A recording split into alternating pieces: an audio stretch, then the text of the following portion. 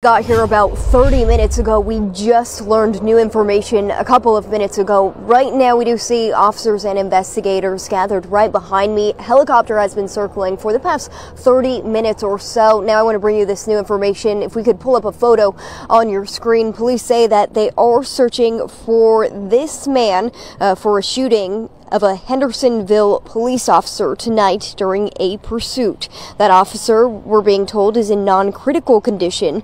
And police say the suspect abandoned his van on Gibson Drive in Madison and fled on foot.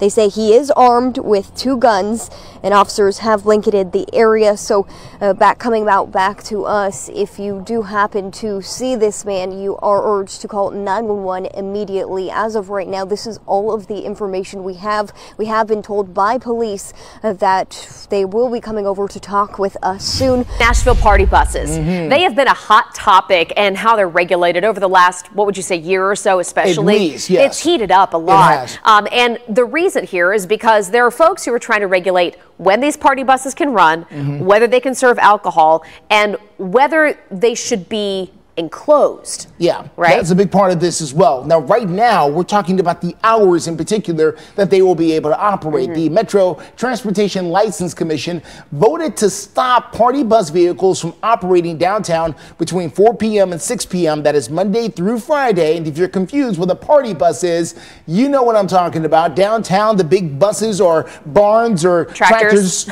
hot tubs, anything you've seen where people are going, woo! All of the buses, we're talking about those things.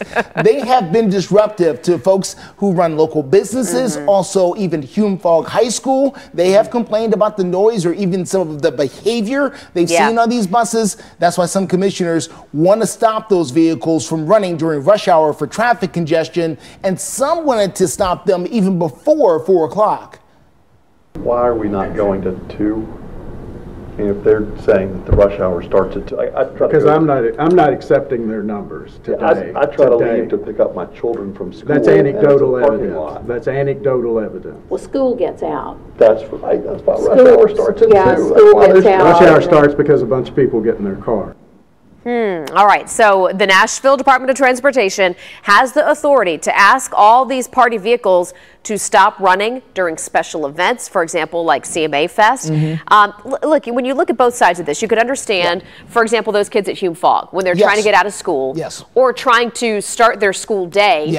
When you've got people hooping and hollering and right in front of school. But at the same time, you've got these business owners that are just trying to make a living. They say they employ lots and lots of people. They say all told there are hundreds, literally hundreds of people watching us right now, some of them who are employed by these party buses who need to make a living, and this is how they're doing it, and they're being restricted because of these new rules. And actually that program was supposed to expire tomorrow, but Congress just passed a bipartisan bill expanding the free meals through the summer, but not into the new school year. So I asked MNPS what's being done to ensure students don't go hungry come fall. A pandemic-era program to feed kids on its way out. Congress has opted not to extend the USDA child nutrition program come fall, meaning thousands of mid-state students are no longer eligible for free lunch. Disappointing, says parent Jason Michael. That is one of the basic things that the taxes that we pay should go to is giving food to kids when we have those children in our school systems. Michael is also pastor of a Nolensville church. Before the free meal program, his church helped pay lunch debt for students at local schools. He says there was a shocking number of students with outstanding balances even before pandemic challenges and rising inflation. Just because that became an instigator for the program doesn't mean that there weren't people starving before. I reached out to Metro Nashville Public Schools asking whether they plan to try to extend the program without federal help. A spokesperson tells me many of their schools qualify for free lunch regardless of this program based on family income. But there are 31 MNPS schools who would no longer qualify for free lunch for all. It would cost $7.5 million to continue providing food for those students, and the district says they're exploring using federal ESSER funds to cover those costs. That would need to be approved by the State Department of Education. Parents like Jason hope more schools will also explore ways to continue making sure children aren't going hungry.